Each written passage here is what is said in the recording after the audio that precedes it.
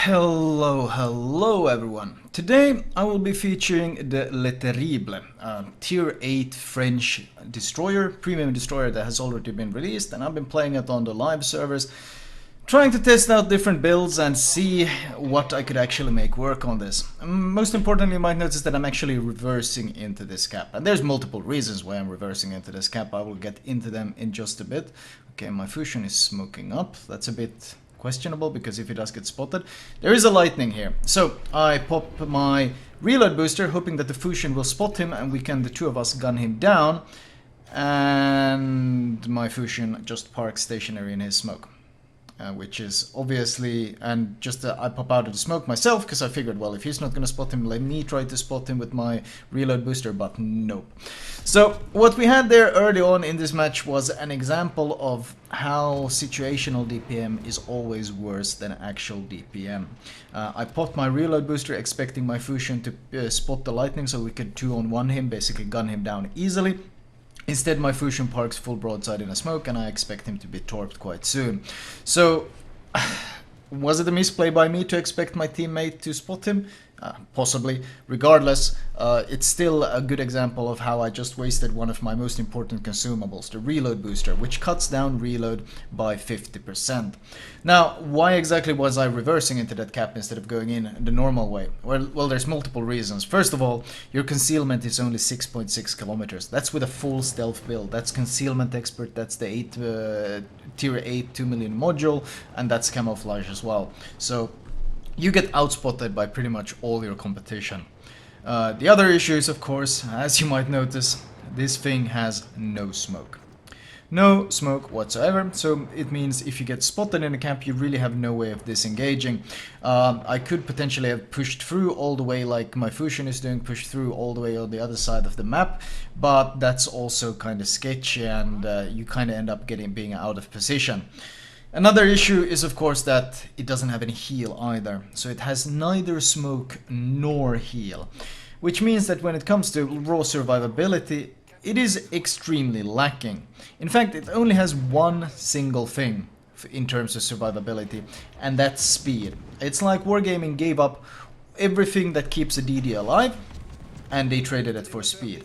The ship is also massive. You might notice the size of this thing. It's more the size of a cruiser than it's actually the size of a destroyer. The firing arcs are not particularly kind either, and neither is shell velocity or firing angles. So in terms of survivability, they have kind of gotten rid of everything that makes you survivable. You also don't have defensive AA, so you gotta be worried about carrier drops. Your AA is absolutely pitiful, so you actually struggle to shoot down even single planes.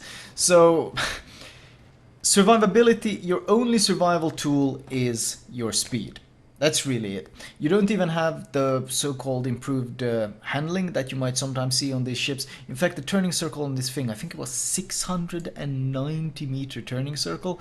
I think with a 4.3 second rudder shift, but 690 meters, that's like, once again, like a cruiser turning circle.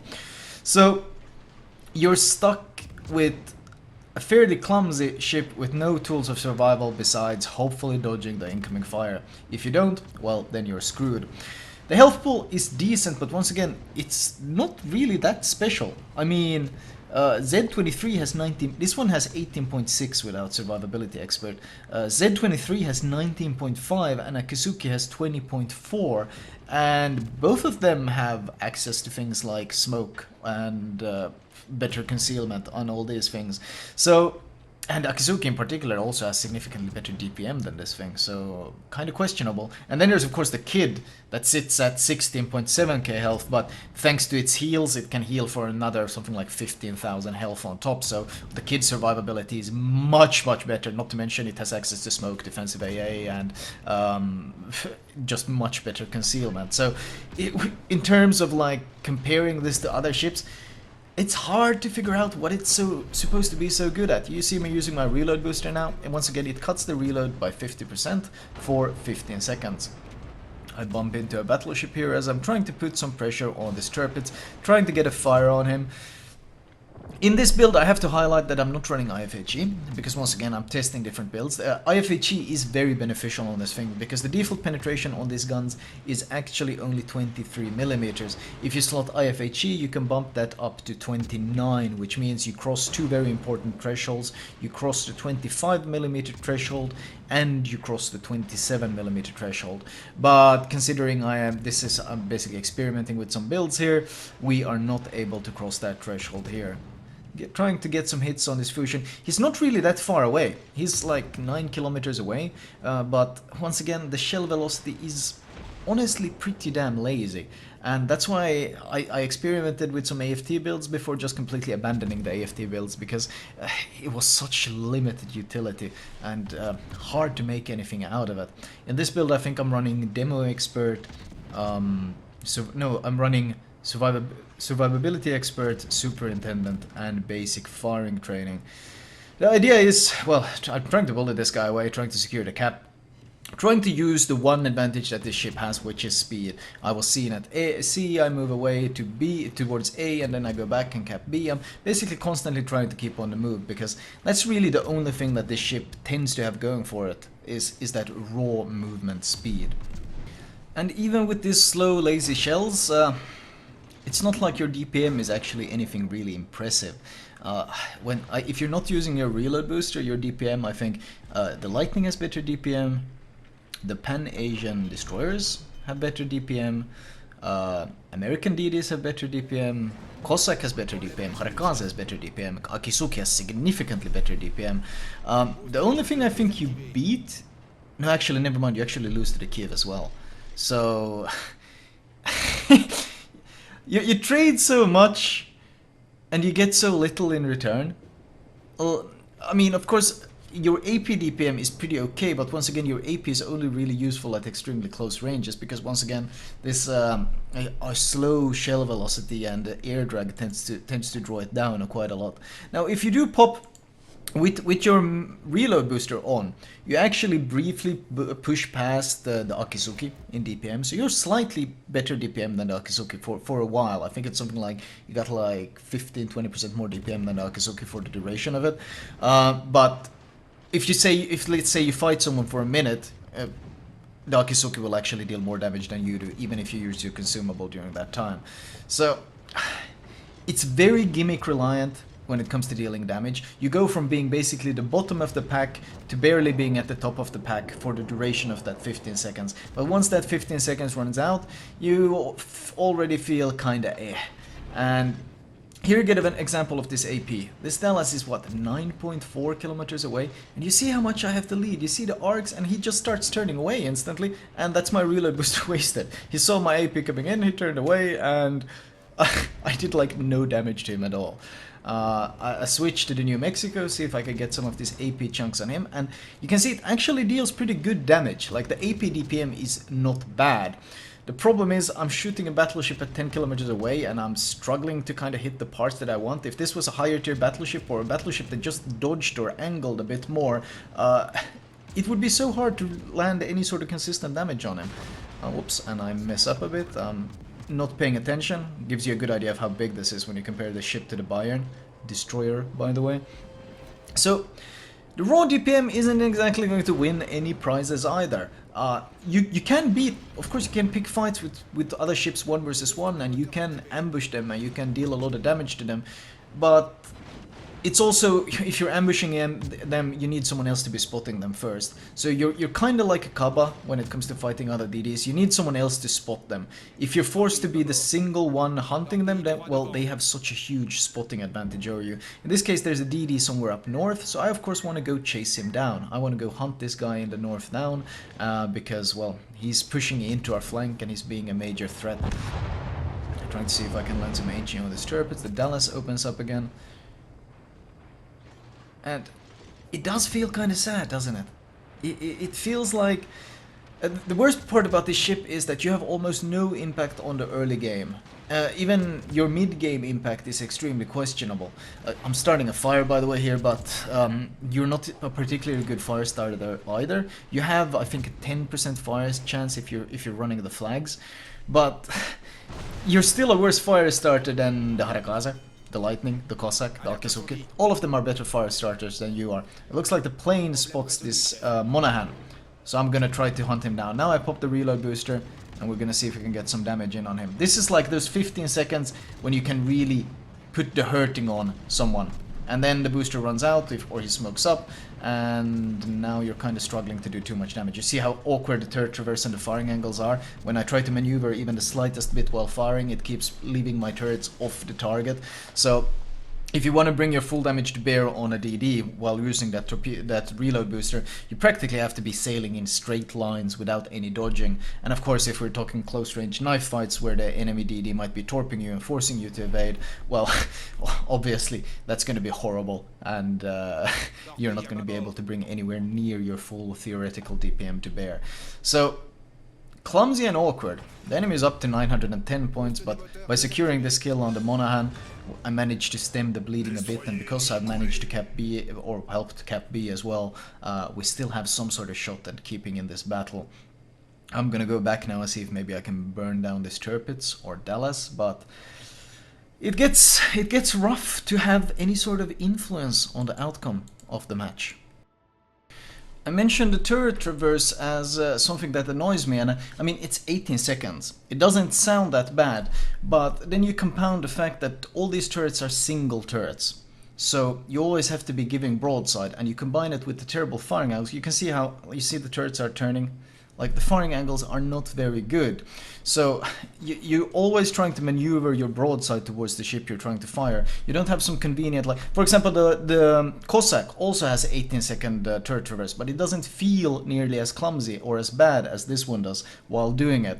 And then, of course, ships like the Luoyang, these are ships that also have single target turrets. But Luoyang, for example, has a 9-second turret traverse. So it's much nimbler, much quicker to do it. I'm trying to do some AP DPM here. And he starts turning away, and theoretically this AP has some good values, but in actuality it's very hard to really put it to use.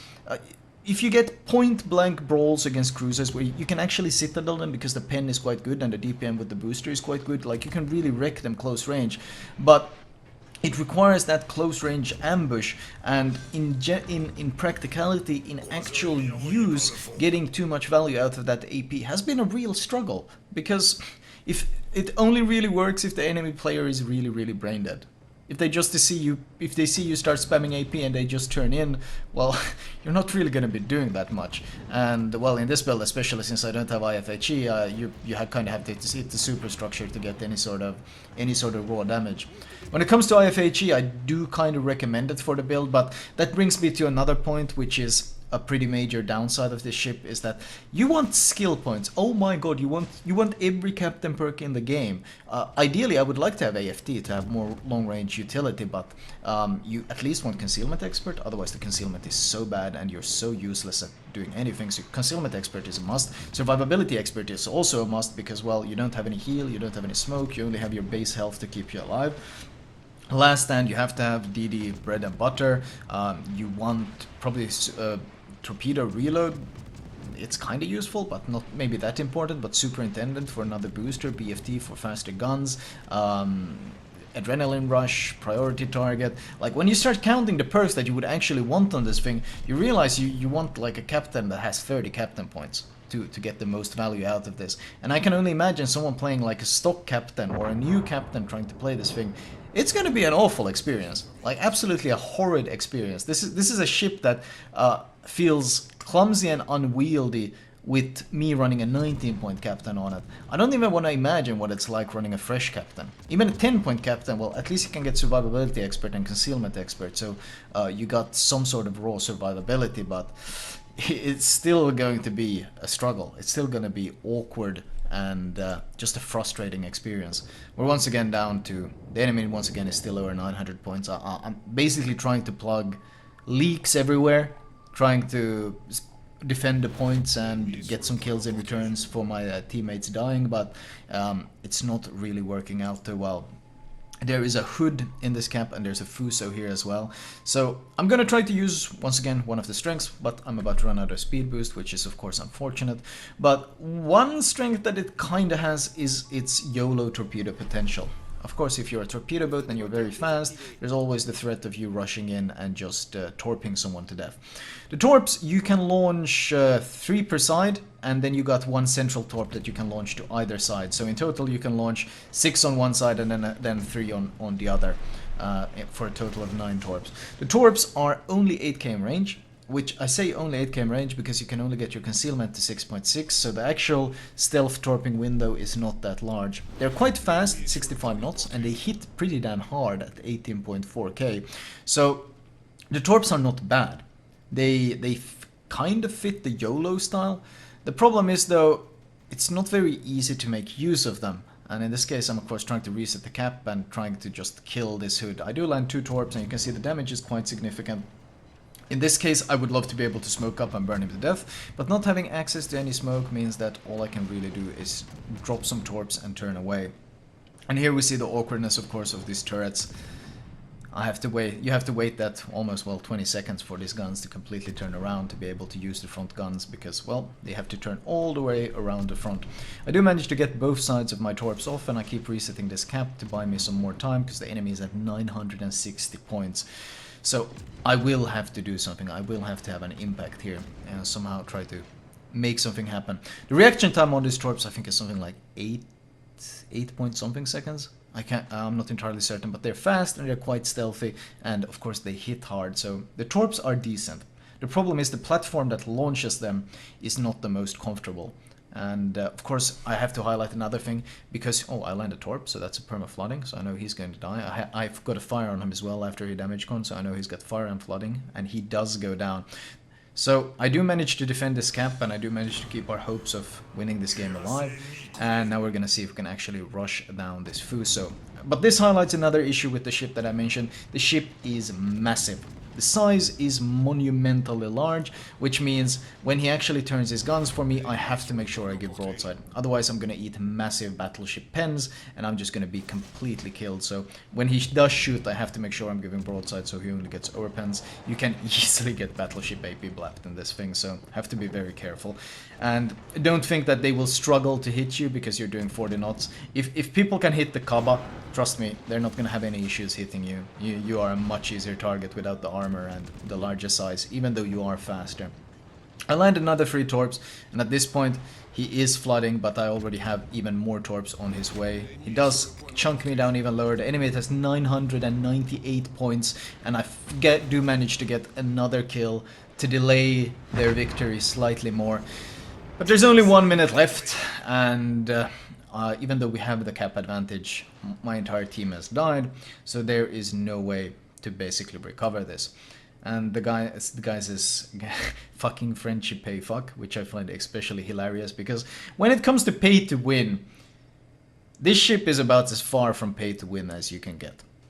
This ship is difficult, unwieldy to play, not particularly rewarding, and pretty much everything I've done in this game I could have done significantly better in a Kid or a Akizuki, hell, even a Loy Yang.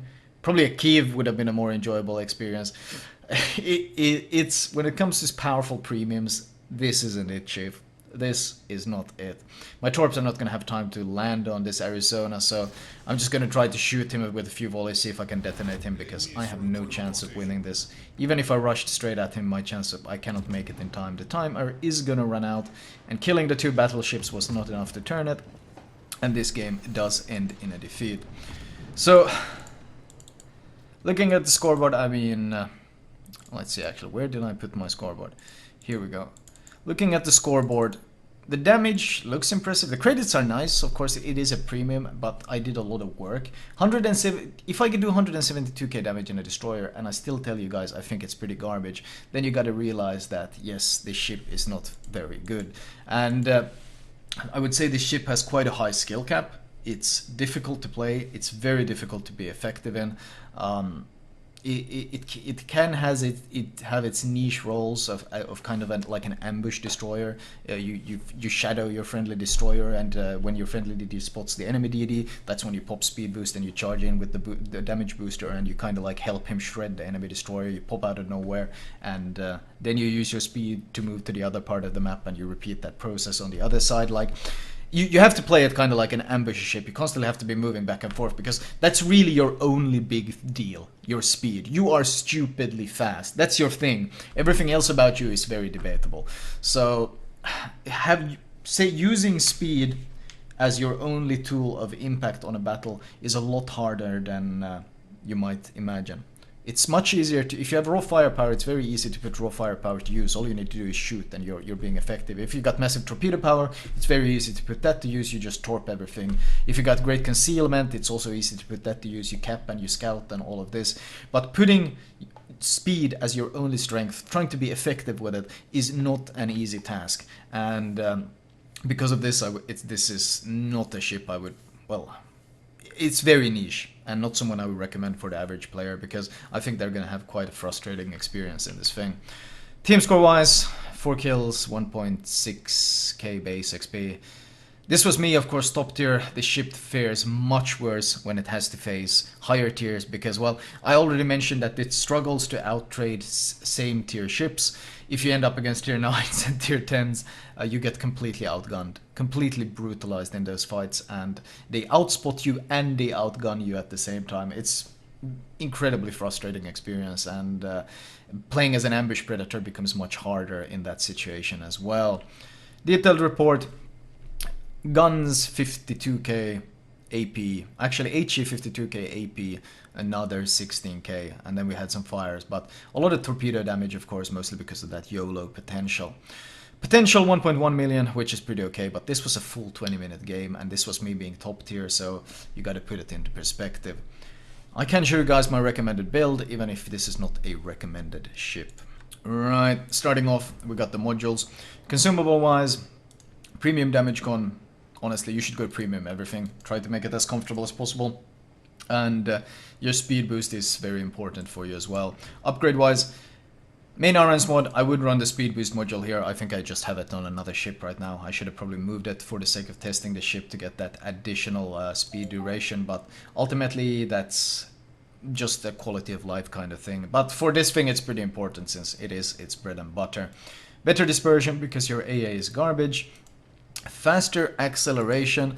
The reason I have this is because, once again, this ship is massive. I talk about the size, like, can I select like the Loyang in comparison? Yeah, you see how small the Loyang is in comparison, like how much your camera has to zoom out to make room for this Le Terrible. So if you're leeching friendly smokes, which is something I often like doing, a friendly DD smokes up, I go and sit in that smoke and I gun both from the smoke. If torps comes your way, this helps you dodge them, because this thing is not very good at dodging torpedoes because of the combination of turning circle and size. And finally, concealment, to at least try to alleviate that problem. Captain Works wise, priority number 1 is priority target, followed by last stand, followed by survivability expert, followed by concealment expert. After this point, I would probably go AR, and honestly, as I said, this is me trying a build. I would probably still go IFHE just to be more effective against those cruisers, to be able to trade against them better, and just give you a wider range of targets you can shoot at. And I think you have 3 points left after that, and probably either BFT or Superintendent. I will leave this one up to you, which one you go for, because BFT is raw consistent damage, Superintendent is interval damage and a bit of survivability. Superintendent might ultimately be the better option here, so I will probably recommend going that as your final point. But as I mentioned, this is a captain where I would love to have expert marksman. I would love to have demo expert. AFT wouldn't be bad at all. Like, there's a lot of things I wouldn't mind having. Preventive maintenance is quite comfortable on this thing. It's very, very Captain Perk hungry. Flag wise, speed absolutely. Detonation, yes. Flags, I think I wasn't running the flags, so the fire chance is 10% without the flags. If you pop them, you can boost it to 11%, so that's pretty nice. Other than that, mostly XP flags. You don't really benefit from any of the others too much. Anyway, that was my Le Terrible commentary. Very niche ship, hard to utilize. It can have its moments to shine, but that doesn't mean it's a good ship. It is very much bottom of the pack, and pretty much anything you can do in the Le Terrible you can probably do better, either in the Kiev, if you want to just gunboat in the open, or in the Akizuki if you want to hunt and kill other DDs. The Cossack is a better thing at that. If you want capture control, the Luo Yang is superior. If you want jack of all trades, you got the Kib, that's a much better option. There's so many great competitive. The Lightning, let's not forget that one. That one is really good for tier 8 as well. There are so many good options at tier 8, and the Le Terrible is so extremely niche that you have all these DDs that can fulfill 15 different roles, and then you have the Le Terrible that's kind of good at 1 or 2 roles. So obviously the options are pretty clear. Anyway, that was my commentary. I hope you guys enjoyed it.